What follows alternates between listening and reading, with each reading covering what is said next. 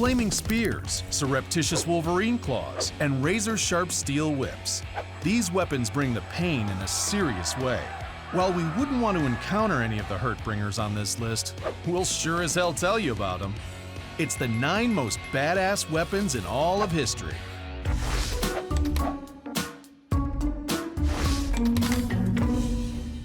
This snazzy little spike choker caught a lot of people's eyes in the 18th century. It's the man-catcher. While it may look deadly, the man-catcher was, somehow, a non-lethal weapon. This jab necklace was used to catch men and drag them off their horses, and the attached pole allowed catchers to scoop their targets from a safe distance so that the victim's sword would remain out of range, rendering them defenseless. The men caught up in the stab scarf were often noblemen who were made targets for ransom, or aggressive prisoners on the run from guards. The more we look at this death locket, the more we have a hard time believing that the man-catcher was entirely non-lethal. Don't mess with the Madhuvu, also known as the Maru, the Madhu, or the Man Kambu. This weapon is believed to have originated in southern India. It eventually became a common weapon of the Silambam, a traditional Indian martial art involving weapons. The Madhuvu was made from black buck horns joined by a crossbar to create a double-sided spike vest to attack opponents. Sometimes the Madhuvu included an attached shield, making it look like a cute little tadpole that could spell your doom. Cute!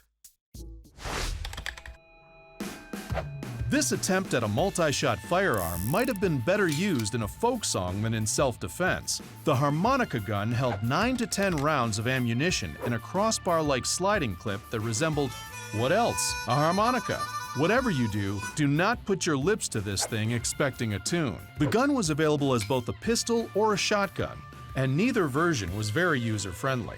Operators had to move the slide manually to get the rounds in place, and the bulky sliding clip made balancing the gun difficult when operators tried to fire their first or last rounds, as the slide hung off awkwardly toward one direction, tilting their shot. To make matters worse, gunslingers would have had to disassemble the slide before putting it in a holster, which turned their ability to quick draw into a slow take out your gun.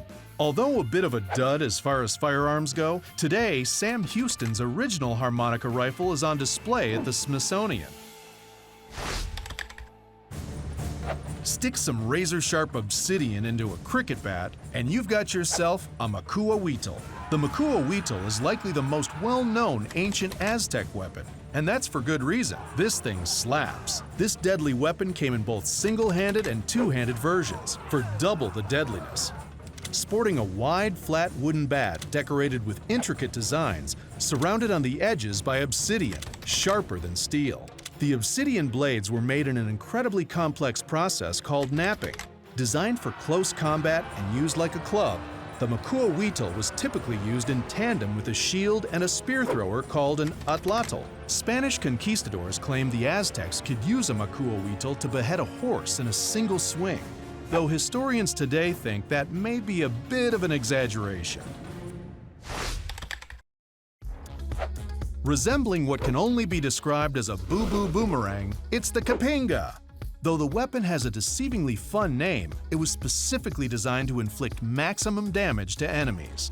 The Kapenga is a traditional throwing knife of the Azandi people of north-central Africa.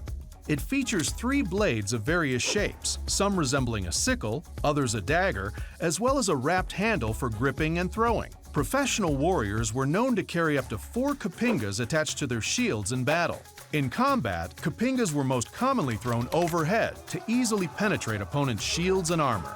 They could also be thrown using a low sidearm, aiming to chop off the target's legs. Real tiger claws have nothing on this thing. It's the Bog Knock, a deadly knuckle duster adopted and used by the Nihang Sikh warriors in India sometime after 1500 CE. The Bog Knock featured 4 to 5 metal claws designed to slash opponents, a bit like if you attached a bunch of knives to a pair of brass knuckles. Yikes. The Nihang Sikhs would conceal their Bog Knocks in their turbans and use them on unsuspecting targets, giving it the reputation of a seditious weapon of thieves and assassins. Famously, when Hindu Maratha rebels were at war with the Bijapur Sultanate in 1674, the Maratha leader Shivaji accepted a meeting with Afzal Khan. Both men agreed to come unarmed, but Shivaji came packing with a concealed Bog Knock. Afzal first attacked Shivaji but failed to pierce his armor.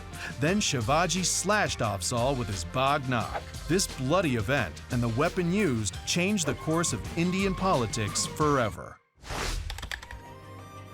What do you get when you combine a spear with an explosive charge? Baby, it's a fire lance. Developed in China in the 10th century CE, the fire lance, also known as huo qiang, used a hollow bamboo tube attached to a spear filled with projectiles and gunpowder. When set off, the firework would shoot the projectiles, including arrows and buckshot, and release poisonous fumes. The firepower was only effective within a range of a few feet and could only be fired once, but after it was expelled, the fire lance could still be used as a spear. By the 12th century, an arrow version of the weapon was developed called a huo jian. The technological advancement of using gunpowder to power traditional weapons paved the way for the development of guns and rockets. A whip made of a thin, flexible, razor-sharp blade. Not for the faint of heart. Literally translated as curling blade, the Urumi originated in the southern states of India between the 4th and 2nd century BCE and is one of the most dangerous weapons on our list. Unlike most blades, the Urumi was used to slash rather than stab at opponents. It could be used to strike continuously by swinging the weapon in arcs, which made it an effective weapon for defense against multiple opponents at once. Anyone who got close to the Urumi's wrath was at risk of being slashed, including those wielding it. But on the upside, it could be rolled up when not in use. Perfect for travel. The Urumi is still used today as part of Kalaripayattu martial arts, an Indian fighting style that is considered one of the oldest in the world.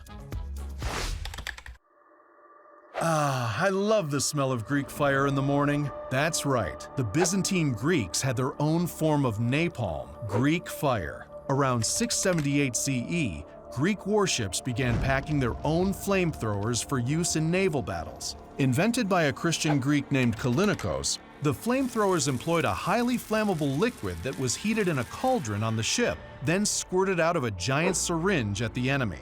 It could be used in catapulted incendiary bombs as well as sprayed under pressure. Just about anything that came into contact with the flammable liquid was immediately set on fire. And because water had no effect on it, there was no way of putting it out. This stuff turned naval battles into a hellscape at sea. According to one witness, every time they hurl the fire at us, we go down on our elbows and knees and beseech our Lord to save us from this danger. Even today, scientists can't seem to determine exactly what the recipe for Greek fire was. All we know for certain is that it became known as the most devastating weapon of Christendom. How's that for some seriously badass weaponry? Know of a historical weapon more badass than the ones on this list? Let us know in the comments below. That's it for us. We gotta go change our shorts after thinking about what a Kapenga could do to a person. Yikes. Until next time, grab a shield, dodge the claws, and try to steer clear of any boo-boo boomerangs.